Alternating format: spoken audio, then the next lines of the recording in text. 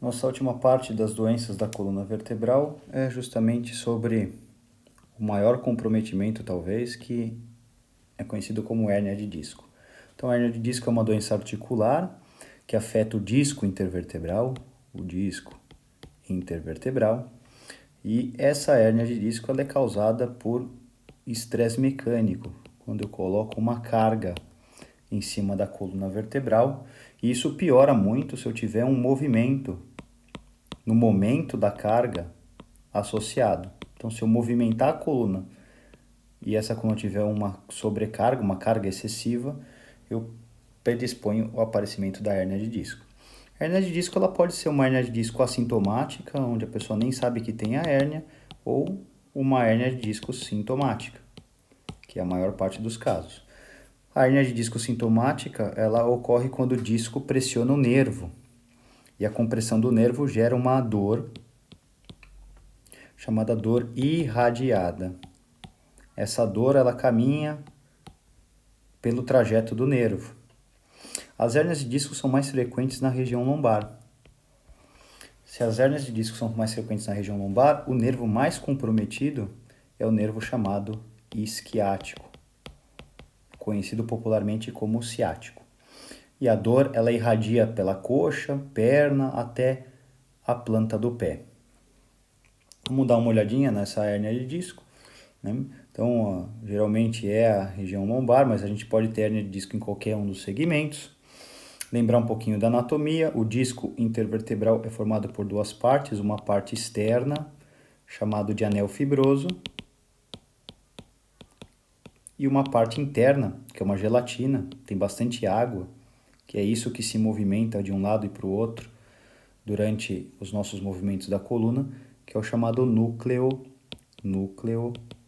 pulposo. Então isso é importante saber essas duas porções do disco. Aqui na ressonância a gente vê essa parte mais escura que é o anel fibroso e o núcleo pulposo em branco.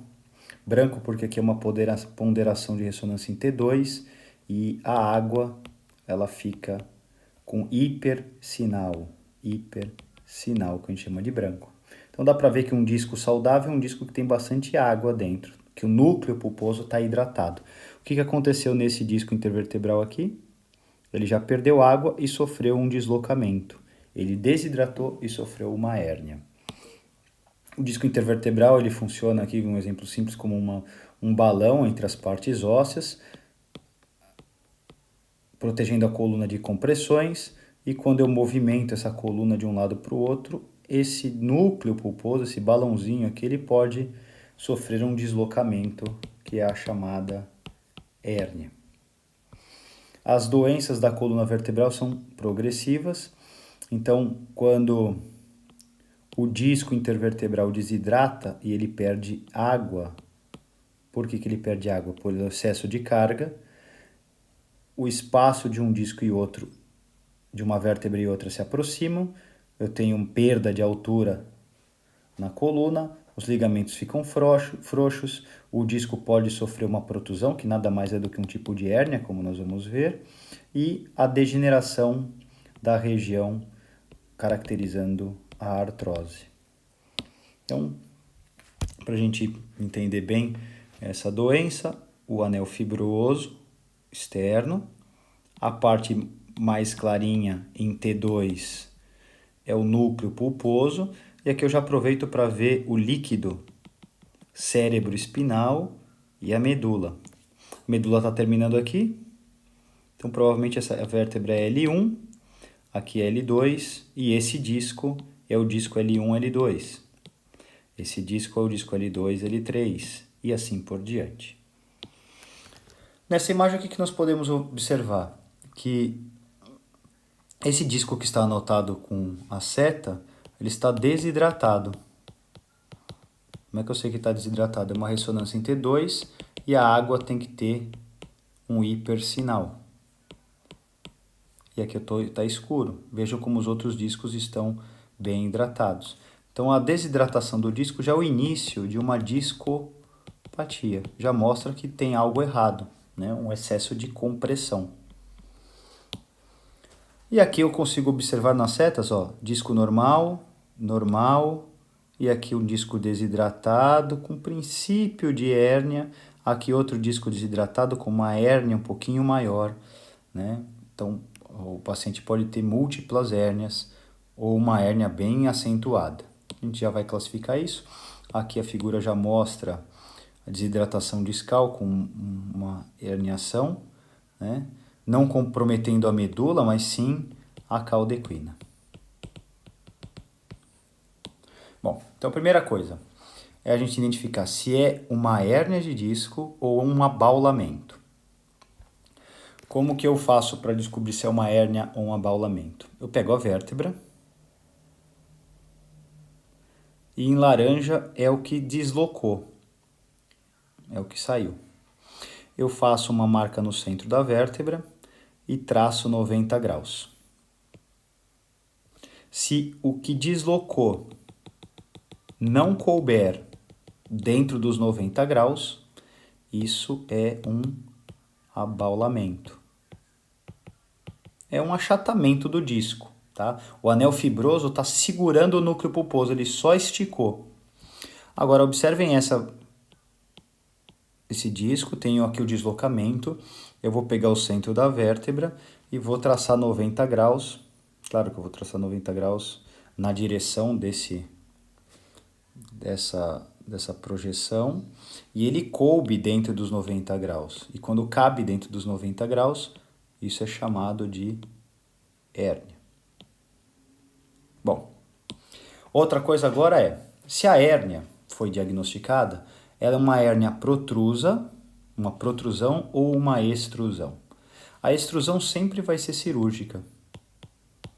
A protrusão, ela pode tratar de forma conservadora, clinicamente, né? Anti-inflamatório, analgésico, fisioterapia, exercício físico para ver se melhora, ou ela pode progredir para cirurgia. A hérnia protrusa, o anel fibroso não rompeu. A hérnia extrusa, o anel fibroso, aquele anel externo, rompeu. Então percebam o seguinte, ó. As duas cabem no ângulo de 90 graus, então são hérnias. E como é que eu determino se é protrusa ou extrusa? Sempre no corte axial, eu vou observar que a hérnia apresenta, vamos lá, uma base e um deslocamento. Então aqui tem uma base e um deslocamento, tá? Toda hérnia tem base e deslocamento. Então vamos lá.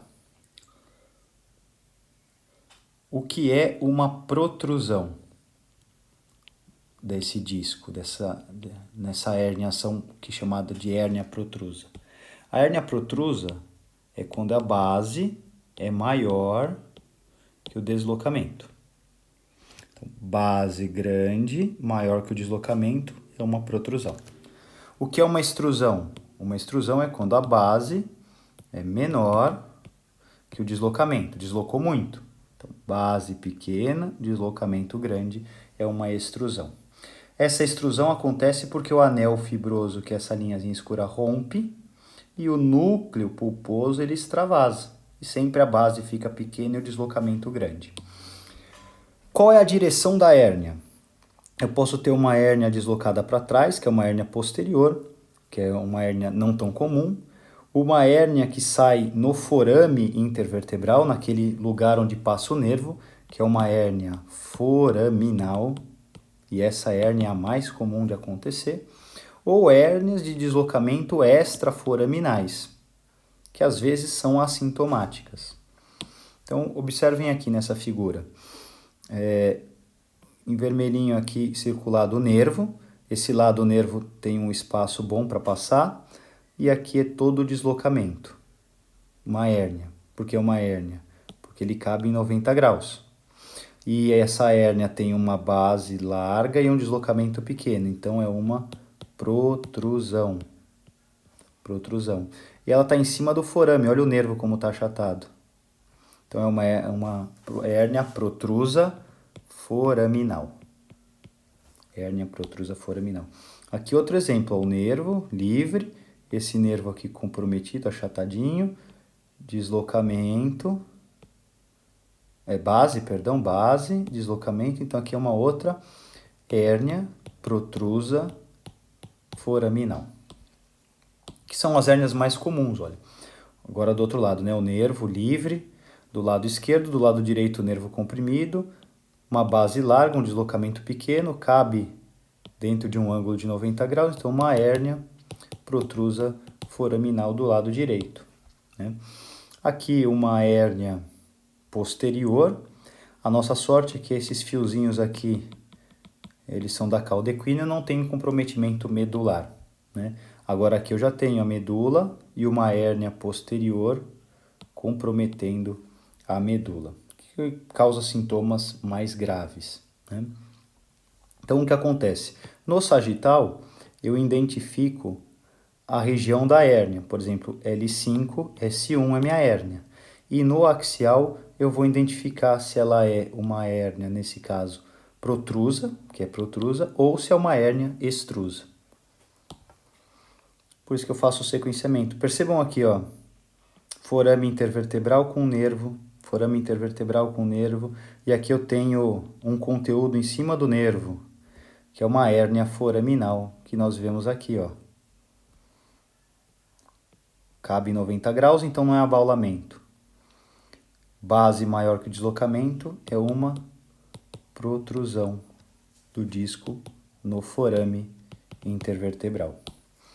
Eu posso ter hérnias cervicais, perceba como o T2 ajuda todo o líquido branco, e aqui eu tenho uma hérnia, outra hérnia, que são hérnias cervicais. Eu tenho que pôr compressão, né? O ideal seria fazer o exame sentado ou em pé, onde eu gero compressão na coluna, mas se não é possível, existem aparatos, né, onde elementos elásticos comprimem a coluna para gerar pressão no disco e não ter um falso negativo durante o exame, né? Então, por exemplo, aqui em repouso e com carga, olha só as hérnias que aparecem. Ou posição neutra, e quando eu faço os movimentos, ó, quando eu faço a hiperextensão, por exemplo, onde não tinha quase, eu tenho um deslocamento acentuado e até um desalinhamento das vértebras.